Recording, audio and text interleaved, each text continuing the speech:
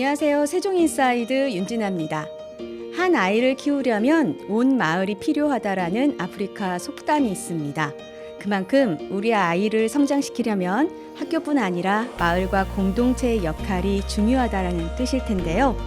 오늘은 학교와 마을의 관계성을 잘 이해하고 학교 운영에 반영해온 교장 선생님과 이야기를 나누겠습니다. 오늘 세종인사이드 해밀동에 위치한 초등학교의 교장 선생님 유우석 선생님을 초대했습니다.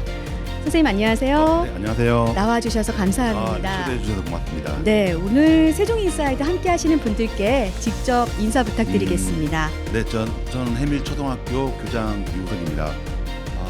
교사로 있다가 교장으로 간 지 3년 6개월이 지났고 지금은 교장을 잘하고 있는지 조금 돌아보는 시기를 겪고 있는 초보 교장 정도 되겠습니다. 네, 반갑습니다. 반갑습니다. 저 어릴 때 교장 선생님과는 사뭇 다른 느낌의 아주 친근한 교장 선생님이 나오셨어요. 네. 저한테 그런 질문을 많이 하시는 분들이 많아요. 네.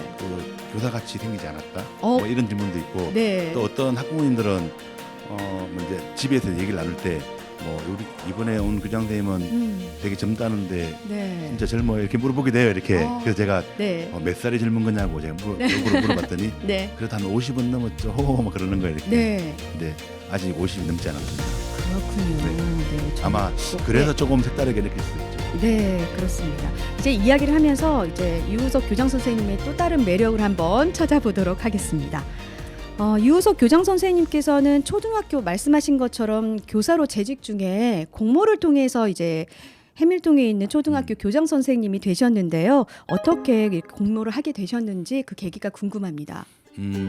원래 교장이 되는 길은 보통은 교육청에 장학사로 가거나 네. 혹은 교감이 되어서 교장이 되거나 이런 길이 있어요.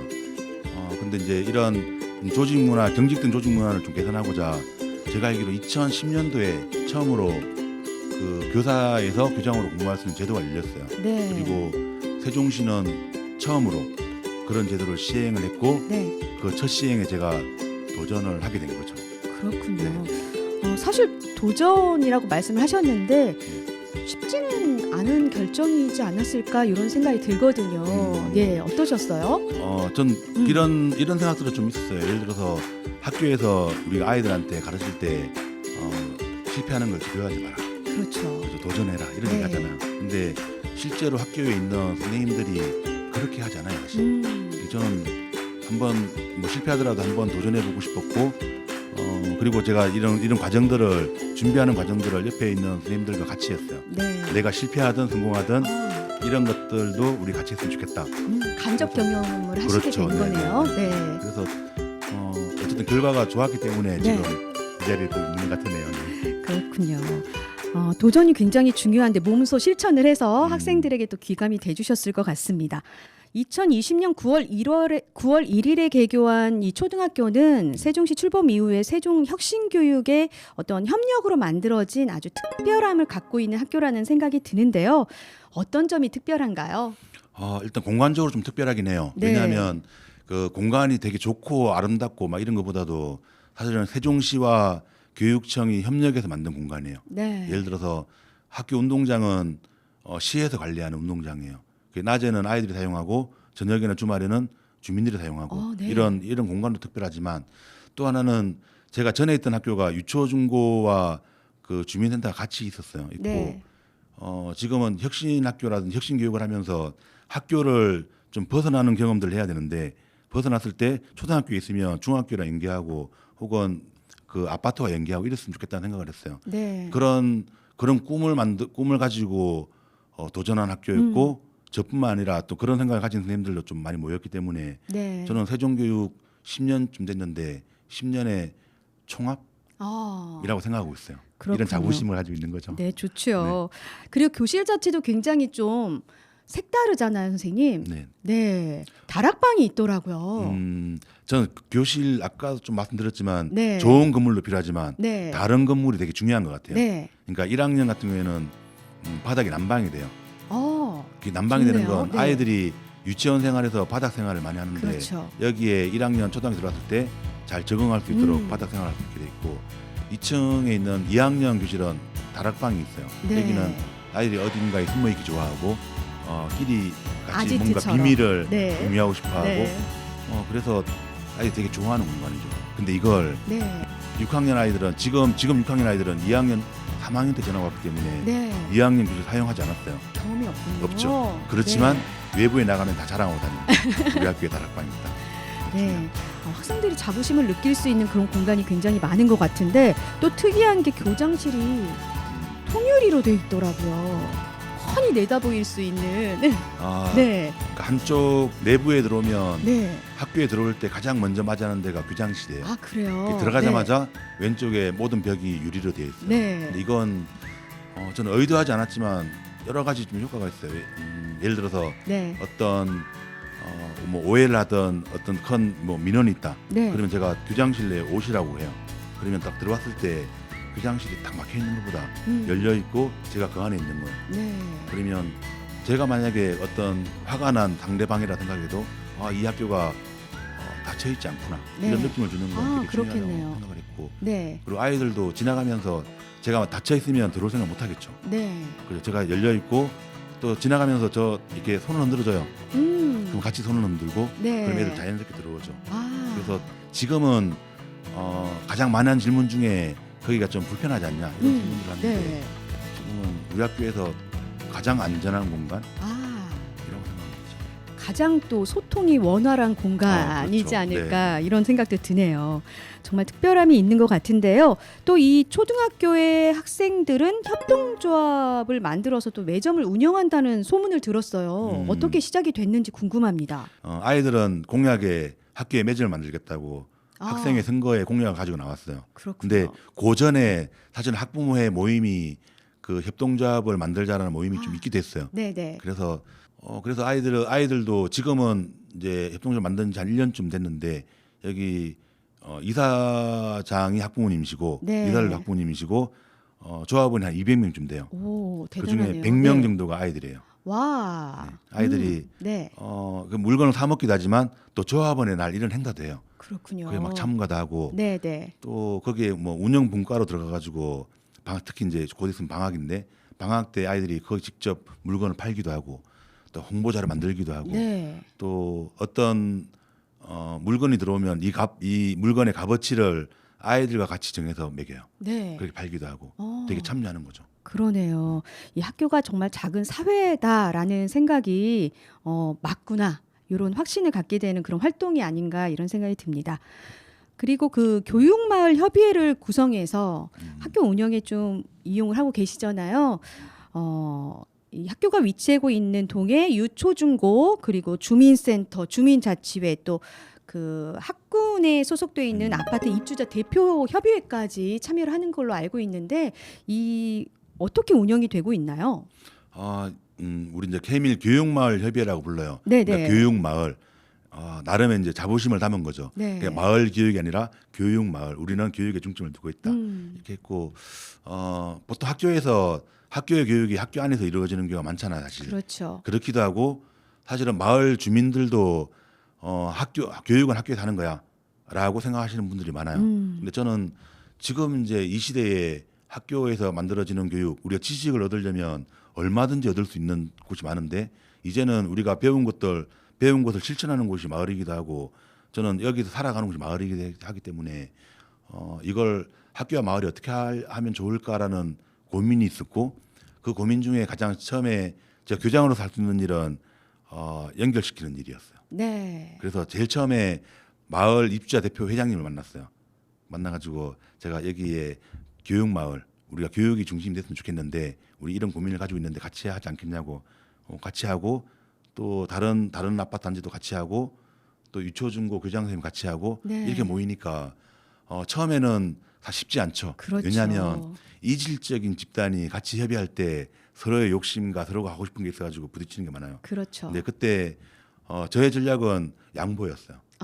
네네. 네. 그러니까 저는 모이는 데 의미가 있고 일단 어떤 걸 제안하면 그거 좋다고 해주고 대신 좋은 제안도 같이 논의하다 보면 사실은 부대낌이 있거든요. 이렇게. 그럼요. 네. 그래서 전 지금 3년 좀 지나니까 이 교육마을 협의회가 되게 훌륭한 연결하는 플랫폼으로서 역할을 하고 있죠. 그렇군요. 이런 교육마을 협의회가 다른 이런 곳에도 사례가 있나요?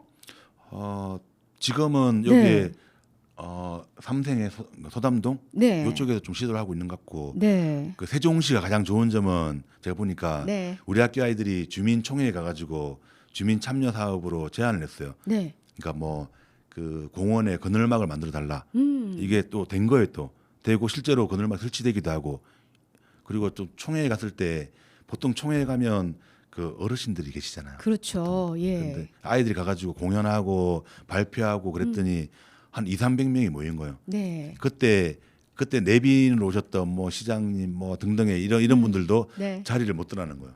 막 애들이 환호해주고. 와. 그래서 제가 알기로는 지금 다른 동에도 이런 아이들과 학교와 같이 하는 주민총회 이런 걸 많이 하고 있는 것으로 알고 있어요. 그렇군요. 주민총회 아이들이 등장하는 거는 좀 생소하기도 한데 그래서 이룩되는 많은 일들이 있을 것 같다라는 또 생각이 듭니다. 그렇죠. 네. 애들은 그러니까 우리가 보통 제안을 할 때 네. 혼자 고민해서 제안을 하잖아요. 이렇게 그렇죠. 이렇게 내잖아요. 이렇게. 네. 근데 아이들은 우리가 이게 수업에 적용하게 되면 우리 동네에 뭔가를 개선하거나 보완할 게 있을까?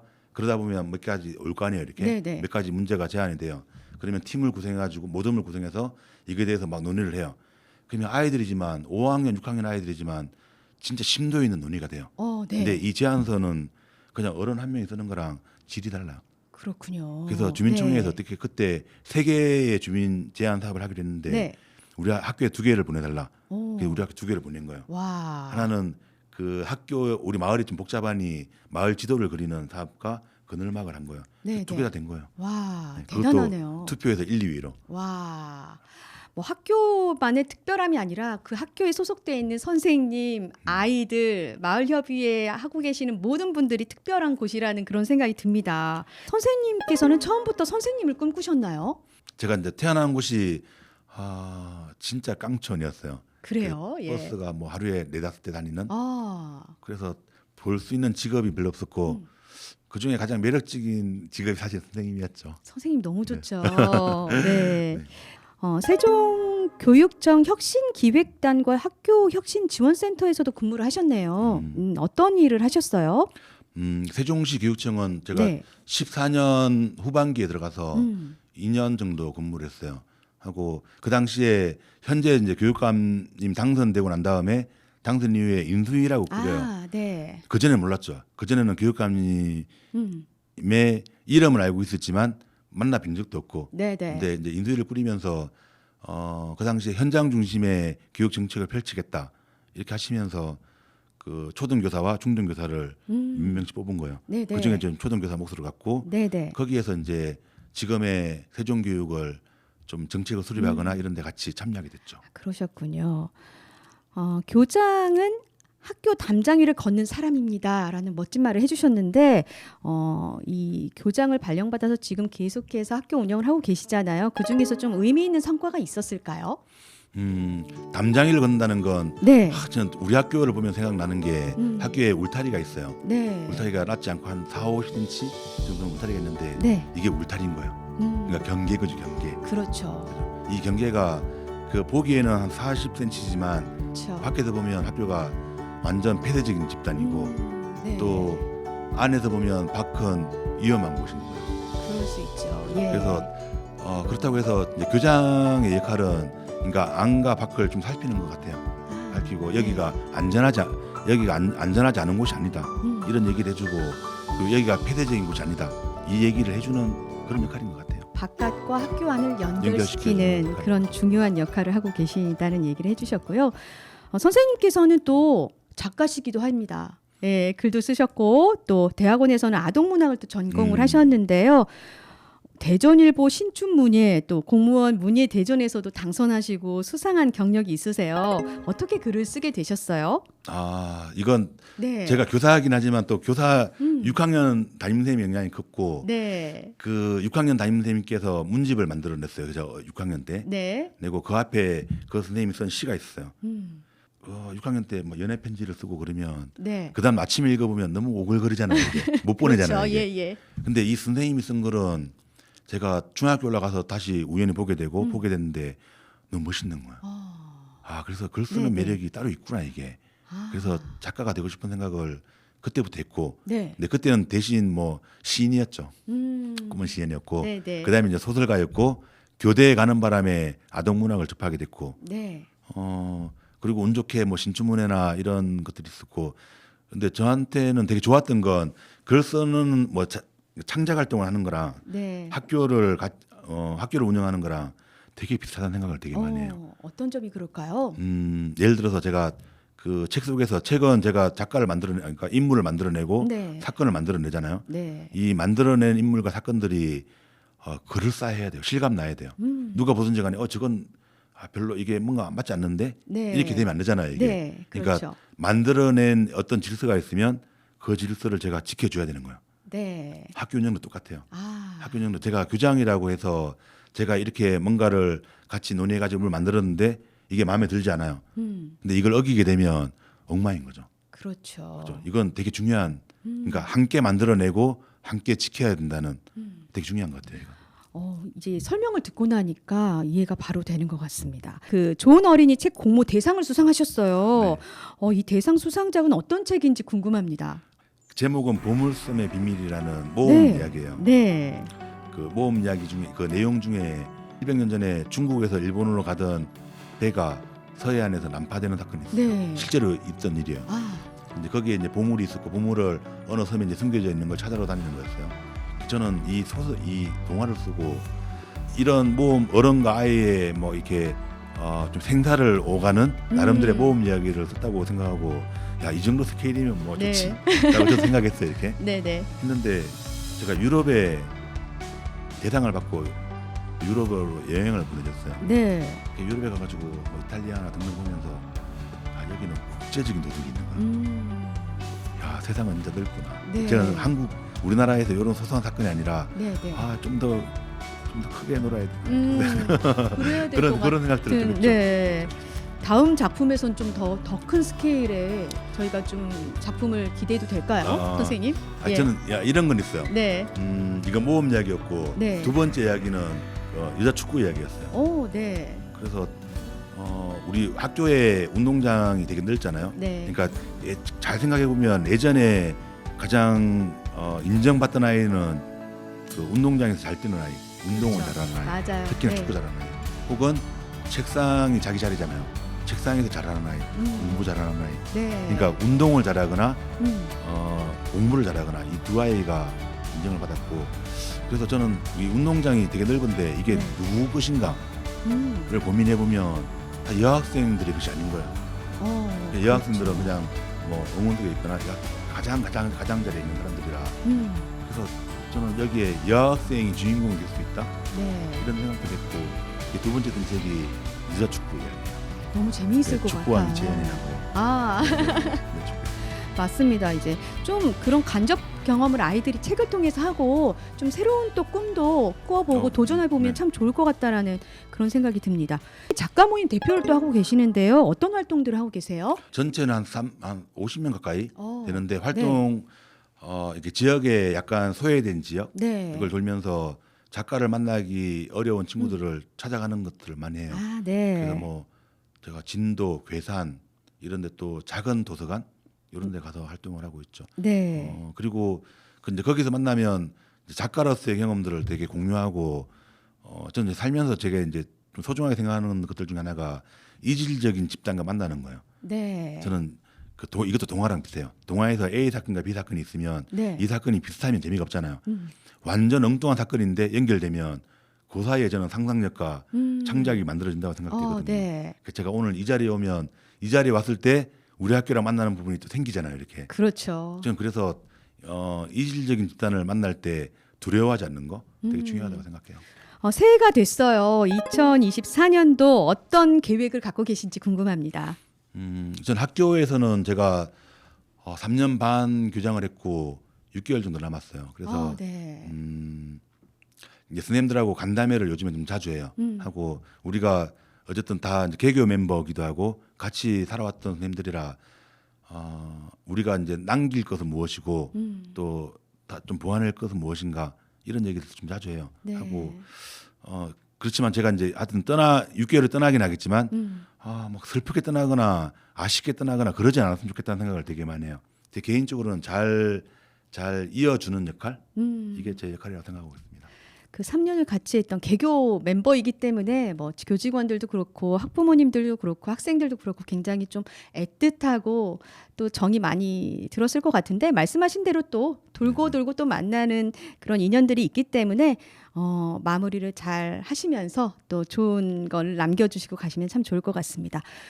새해를 맞이하는 학생들에게 또 전하는 새해 인사를 부탁드리려고 하는데요.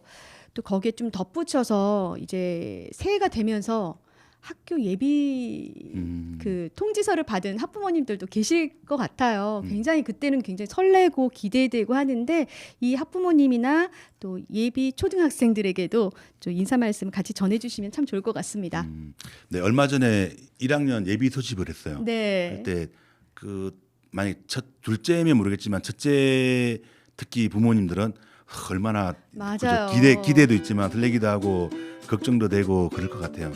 저는 그랬을 때 궁금한 게 있으면 학교로 찾아가거나 전화하거나 그랬으면 좋겠어요. 네. 근데 이게 만약에 제가 알고 있는 사람들한테 이런 일이 있는데 예비 소식 갔는데 이 선생님 이런 얘기 하더라.